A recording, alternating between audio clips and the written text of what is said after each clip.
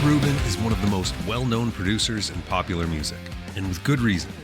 His discography is a who's who of rock, pop, and country legends. He's got a knack for taking already great artists and helping them deliver more incredible work. A peek into his mindset is something any aspiring musician or producer would find useful. But in his book, The Creative Act, A Way of Being, Rubin not only shares some of his approaches to music production, but he also shows that his techniques can be applied to any craft.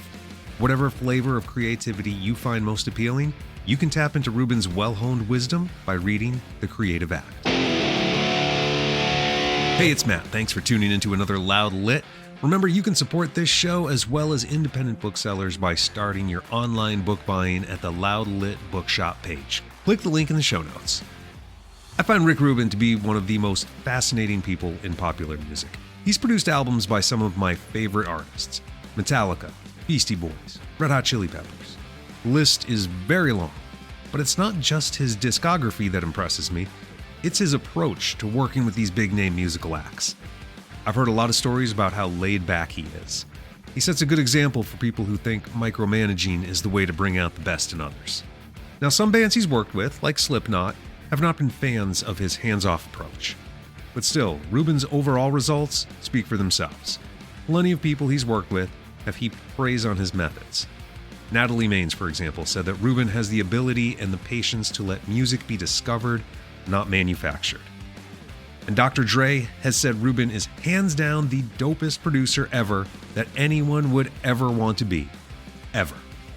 So is Rick Rubin some genius guru who sits at a level that's unreachable for us mere mortals?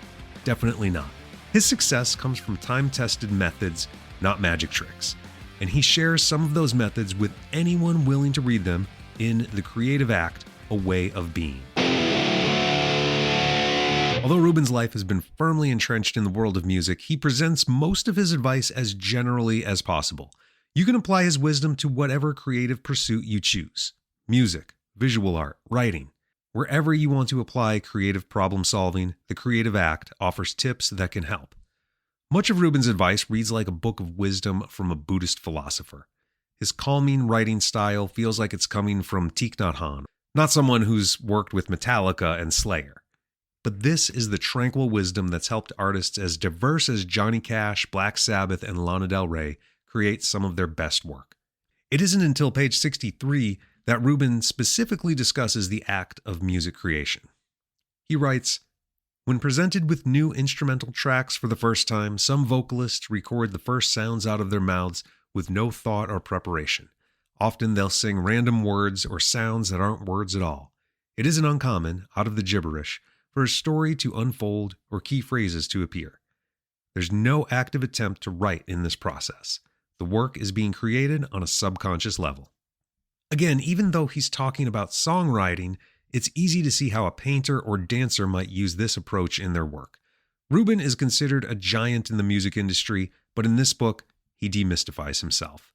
He isn't some untouchable, godlike genius. He's just a guy who figured out unconventional approaches to creativity. That's probably why he's able to pull great work out of artists who might feel creatively stuck. Maybe some of the artists he's worked with couldn't see a way of making music outside of processes that had worked before but had since run their course. If that's how you're thinking about your own processes, The Creative Act may give you some unconventional perspectives on how to move forward in exciting new ways. In fact, one chapter outlines several specific tactics he employs when trying to help an artist in need of rekindling their enthusiasm. Many pieces of advice in this book seem counterintuitive, but are worth at least trying with an open mind.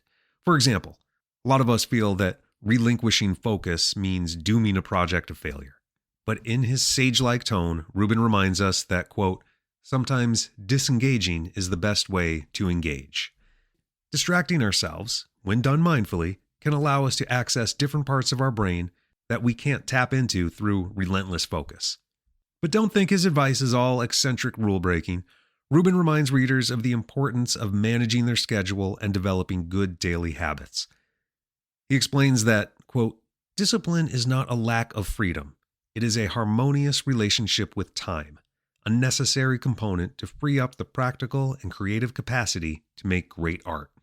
In fact, there is at least one character trait that Rubin considers mandatory. He writes, "If there is a rule to creativity that's less breakable than the others, it's that the need for patience is ever present."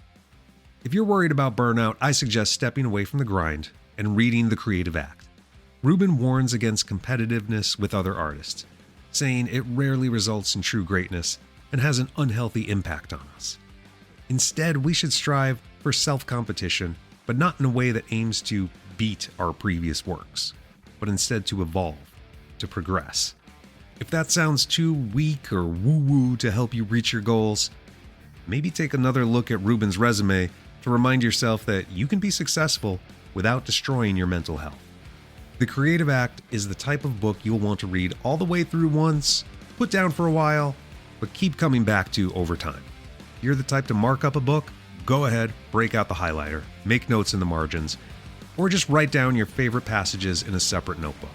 Whatever your style is, do whatever you need to absorb the book's numerous nuggets of wisdom and apply them to your own creative work. Thanks for listening to Loud Lit. If you like this episode and want to hear more, please subscribe and leave a 5-star rating and review. And if you want your own copy of The Creative Act or any other book, click the bookshop link in the show notes. When you do, you're supporting Loud Lit as well as independent booksellers. My name is Matt, and until next time, keep reading, keep rocking.